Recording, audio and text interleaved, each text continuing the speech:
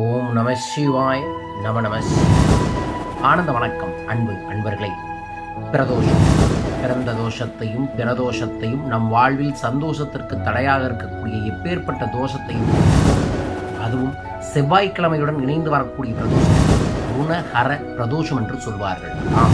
செவ்வாய்க்கிழமையில் வரக்கூடிய பிரதோஷத்தன்று விரதமிருந்து சிவபகவானை அர்ச்சனை செய்து வழிபாடுகளை செய்பவர்களுக்கு வளமும் நலமும் சகல ஐஸ்வர்யங்களும், நீண்ட காலமாக உங்கள் வாழ்க்கையில் இருக்கக்கூடிய கடன்னா பணக்கடன் மட்டுமல்ல, பிறவி கடனையே போக்கும் நாள்தான் செவ்வாய்க்கிழமை தேய்விரை.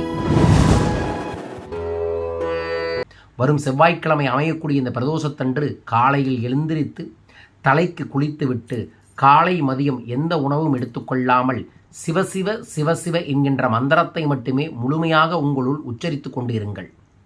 நீங்கள் கருங்காலி மாலையை பயன்படுத்துகிறவங்களாக இருந்தால் செவ்வாய்க்கிழமை கருங்காலி மாலையை கையில் எடுத்து சிவசிவ மந்திரத்தை 108 முறை ஜபம் செய்து அதற்கப்புறம் கருங்காலி மாலையை போட்டு பாருங்கள்.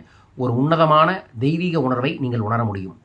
சரியாக 4 மணி வரைக்கும் நீங்கள் விரதம் இருந்துட்டு 4 மணிக்கு மீண்டும் ஒரு முறை குளித்து விட்டு உங்கள் வீட்டில் வெத்தலையில் சின்னதாக பிள்ளையார், அது கூட சின்னதாக சிவலிங்கம் பிடிச்சி வச்சுட்டு அந்த சிவலிங்கத்துக்கு குங்குமம் போட்டு வச்சு பக்கத்தில் ஒரு வில்வ இலையை வச்சுக்கிட்டு மனமாற நீங்கள் ஓம் நம சிவாய நம சிவாய என்கின்ற மந்திரத்தை 108 முறையும், ஓம் சிவசிவ ஓம் என்கின்ற மந்திரத்தை 108 முறையும் ஜபம் செய்யுங்கள். அவ்வாறு நீங்கள் செய்யக்கூடிய ஜபமானது உங்கள் வாழ்வில் இருக்கக்கூடிய மிக நீண்ட நாள் கர்மாக்களை போக்கும்.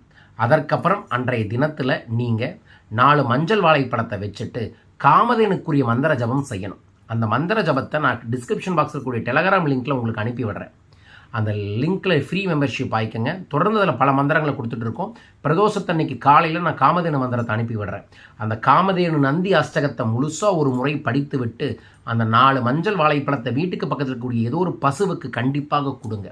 நீண்ட காலமாக உங்கள் வீட்டில் இருக்கக்கூடிய ஏதோ ஒரு கடன் சார்ந்த பிரச்சனைகள், காரியம் சார்ந்த தடைகள், செல்வம் சார்ந்த முடைகள் சரியாகியே தீரும். இதைய பண்ணிட்டு அதற்கப்புறம் சிவபுராணத்தை ஒரு முறை படித்து வைக்கொள்ள, அதுக்கப்புறம் எளிய உணவை சாப்பிட்டுட்டு விரதத்தை முடிச்சுட்டு நைட்டு படுக்க போகும்போது சிவசிவ மந்திரத்தை ஒரு 108 முறை எழுதி மனமாற பிரார்த்தனை செய்துவிட்டு தூங்குங்கள். எழுதி அதுக்கப்புறம் உறங்கச் செல்லணும். அப்படி உறங்கச் சென்று விட்டு காலையில் எந்திரிச்ச உடனேயே பச்சை பயிறு கையில் எடுத்து 8 முறை தலையை சுற்றி வடக்கு திசையில் தூவி விடுங்க. அப்படி பண்ணும் பொழுது உங்களுக்கு குபேர கடாட்சமும் கிடைக்கும். இந்த அற்புதமான ருணஹர கடனை தீர்க்கும் பிரதோஷத்தை வரும் செவ்வாய்க்கிழமை நமது நண்பர்களும் இருந்து உங்கள் வாழ்க்கையில் இருக்கக்கூடிய நீண்டகால கடன் பிரச்சனைக்கு தீர்வுகள் காணுங்கள். காண வேண்டுமென எல்லாம் வல்ல ஸ்ரீ குபேரவேடத்து குபேரரை மனதார வேண்டி இந்த பதிவை பதிவு செய்கின்றேன். பயன்படுத்தி வளம் பெறுங்கள். வாழ்க வையகம், வாழ்க பணமுடன். தொடர்ந்து பல ஊர்களில் தன்னை உணர்ந்து தரணியை வெல்லும் கடனை தீர்க்கும் பணவளக்கலை பயிற்சி நடைபெற இருக்கின்றது. கலந்து கொள்ளுங்கள். ஜனவரி 21ஆம் தேதி பணவளக்கலை பயிற்சி வகுப்பு கோயமுத்தூரில் நடைபெற இருக்கின்றது. பிப்ரவரி முதல் வாரம் முதல் ஞாயிற்றுக்கிழமை மதுரையிலையும் 2வது ஞாயிற்றுக்கிழமை சென்னையிலும் நடைபெற இருக்கின்றது. கலந்து கொள்ளுங்கள். வளம் பெறுங்கள். விவரங்களுக்கு தொலைபேசி எண்களை தொடர்பு கொள்ளுங்கள். அனைவருக்கும் அனைத்து செல்வங்களும் பெருகட்டும். வாழ்க வையகம், வாழ்க பணமுடன். நன்றிகள் கோடி. ஜெய் ஆனந்தம்.